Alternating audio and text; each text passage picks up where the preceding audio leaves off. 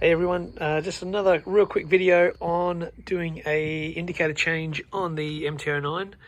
I bought this thing, and obviously whoever had it before me put these cheap Chinese indicators on, but the process will basically be the same if you're removing the factory indicators. So these pieces have to come off. This piece has to come off because the wiring harness is up in here. What I've done is I've replaced them with the Proton 500s. I have had these on an MT07 before, and they are super bright. So obviously anything that's going to get attention, I think, is a good thing when it comes to motorbikes. You know, exhaust, people can hear us, as well as lights so people can see us. So obviously minimize your risk, but excellent product. This is the second set I've had of these now. One on the MT07, this one's for the 09, but we'll get into the process of removing the aftermarket / factory unit and then connecting these. These are direct plug and play. There is no soldering involved. You can also change the pattern on these things too, but without further ado, we'll get into it. To give you a bit of a rundown, the first thing you're going to need is a 4mm Allen, obviously your replacement indicators. WD-40 just for little rubber grommets, makes life nice and easy so they don't keep popping out. A little bit of a lecky tape just to keep things nice, neat, tidy. Stanley knife just for trimming some of the little plastic in, but you'll see that later on. And then we just obviously got a T-piece with a 5/15 and a 10mm. And that's pretty much all the tools you're going to need to remove these and put the new ones on. Two 4mm Allens here. You have another one up here. There's three little push pins, two on the inside, one on the inside. I'll try and get a shot of those shortly. And that's pretty much it, besides obviously pulling this wiring out, which we'll do in a moment. Really tight, as you can see. They're pretty easy to remove on these. So we'll get these out. Be easier obviously with two hands. Just button these off a little. Try and get you a bit of a view. These, the homegrownest of homegrown videos, I can tell you now. Obviously they just pull out. That's basically this little cover piece here, which obviously just pulls off like that. So in behind here you've got your two 10mm bolts. They are holding this piece to the radiator, which on this is obviously holding on the Evotech Performance radiator guard as well. So that will swing forward just a little bit if you do have one on there. If you don't have one on and you're trying to fit that, basically these two bolts on the side here, that screws on, but that's another video, I suppose. Yeah, again, they're only going into plastic, so a little plastic holder, and then obviously a metal caging on the side of the radiator. So they don't take much to obviously come out.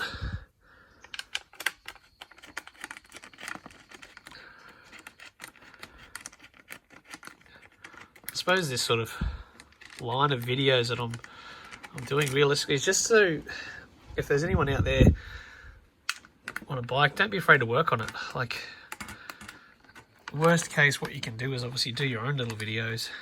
Should you go wrong, you can obviously go back and just check out the footage you've done, just to sort of put everything back together the way that it was. So as you can see with that, the radiator guard was under a little bit of tension, so that's obviously sprung forward, but that's no great big deal. Obviously this now is pretty much free to get in behind there and unscrew that little piece there. We'll get this piece off here. Like I said, the three little bolts and this little Allen up here. So I'm trying to get in here. It's obviously, you can just see it. That little pull unit, basically all you need to do is get in there, pop the top in, that'll release it, and if you can, sorry anyone, basically just pulls out. So if you have a look how they work, so basically once you push it in, that releases this.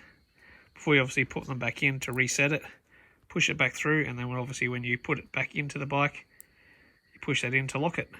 So pretty straightforward. There is 2 more on the bottom of here, just inside there. You can kind of just see them, but I'll get into those and we'll pull the side cover off here. So now with those little tabs done, these 2 on the front here, you don't need to unscrew. That physically just holds a little air scoop on. But we'll pull that off now. That's pretty much it. So it exposed pretty much most of the wiring. Just be careful, there is a little rubber grommet here. So should that pull out, obviously, lube it back up, pop it back in there. But we will spray a bit of WD-40 on that just to make fitting this back in nice and simple. Doesn't really have any issues with rubber, but a lot of people would like to say otherwise. But we'll keep moving in. Unfortunately, I can't really give you a direct, obviously, exactly what it's going to look like with the factory wiring here, because obviously these are aftermarket ones. Obviously a joiner here. I have had a look at the other side, and it is just 2 little, push-in terminals. But if you trace it up here, you can see actually where the factory plug does connect. So little lift on this should pull out, which will then give us access to pull this out and obviously wire in the Proton 500s. All right, now that's off. You get access to the back of this indicator here. These obviously aftermarket ones are just a little, I'm assuming cheap eBay piece. The little plastic screw piece on the back here you undo just to gain access, so you can pull this out completely, and then we can obviously unwire everything that's in there. I know the factory units, there is a little plastic grommet on the back here. You've got to pop the tab off, and basically you just twist it out, and then that should basically allow you to pull the factory wiring out through, minus the feet, pull the factory wiring out through here. But I'll have to undo these terminals because obviously they've just taped them up there to get off that that factory plug to plug back up in on the top of the bike here. Piece here obviously with your holder. With these Protons, same idea, but obviously they use stainless steel fasteners and things like that on the back. Like these units here are epoxy resin on the back. Like all that circuitry there is completely covered, so you could submerge this in water, no issue whatsoever. So it's not going to give us any problems with shorting out it should I get stuck in the rain anywhere. But the process obviously is repeat and basically rewind all the steps that we've done to get to this point, putting this on. The good thing with these, as I said earlier, is that's a factory plug. It'll just go straight into the plug. So there's no need for soldering or cutting of wires or using joiners and things like that. I just think that's just such a much better way to go than having to do all the other bits and pieces. Should you have to cut wires and things like that, I'd always suggest soldering them anyway, just so there's no issues of it pulling off. Obviously, bikes can vibrate a fair amount, but other little thing, always use like a blanket or a towel or something, because less likely to you lose all your bits and pieces on there. The amount of times you can put something on the ground and it just gets away from you. So just a little bit of a tip, obviously, if you're trying to work on something yourself. So we'll wire this through, reroute the wiring up onto here, connect it to the factory loom, plug it in. Before we button everything up completely, what I'll do is I'll turn it on, test it just to make sure it does work. It's not like a faulty light or obviously the wiring's strange or anything like that. But we'll keep heading through. I'll just give you a real quick look in there. It's basically a nice big flat washer, a little, I don't know, a crush nut or something like that, just so it can't back out on itself. But then obviously all you do is you line that up onto the trim piece, fasten it, and that's pretty much about it. Now we'll get into routing the wires, making it all nice and tidy, put it all back together. So try as I might, I couldn't film and try and route this wiring up in here. So there's the indicators mounted, little clip just on the radiator here. I'm not sure you can see that in the light. These 2 bolts back on, radiator guard back through. But just to try and make it neat, I've pushed it right up in there, as you can see, wiring wise, and routed it back up through with all this factory wiring. Put it over the back, and then obviously you can see the plug, hopefully, just in there. But push straight back in, and then we'll just turn him on and make sure it's going to work. Let's have a look.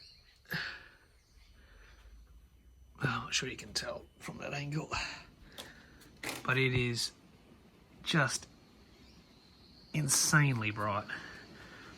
But definitely working, but I'll try and get a better shot of that at the end when it's all buttoned up, nice and neat, just so you can see how bright it is, because staring at it now, you see stars, that's how bright it is. But we'll put the rest of the cover back on, get it all buttoned up, and wrap him up. WD-40, just so that should clip on nice and easy. Again, might be something I might need 2 hands for. Clip that in there, and that should just click in there, nice and simple. So that WD-40 is definitely helping that not just get all bound up. Click those 2 ends together, and then basically the 4mm Allen in there, 2 on the front, on the side little panel here, and that's pretty much about it. So I'll skip through to the end. As you can see, everything's fitted on there now, so make sure you tighten these up. Little push-pull pins on the side of that. 2 bolts on the back, and that's pretty much everything done. So look guys, if you've got any questions about anything that you've seen on the video today, or anything that I've got on the bike, or any questions at all, please hit me up in the comments below. I'll be more than happy to answer anything that I possibly can for you. If you found it useful or got any tips or tricks out of it, please make sure you like the video, and we'll see you in the next one.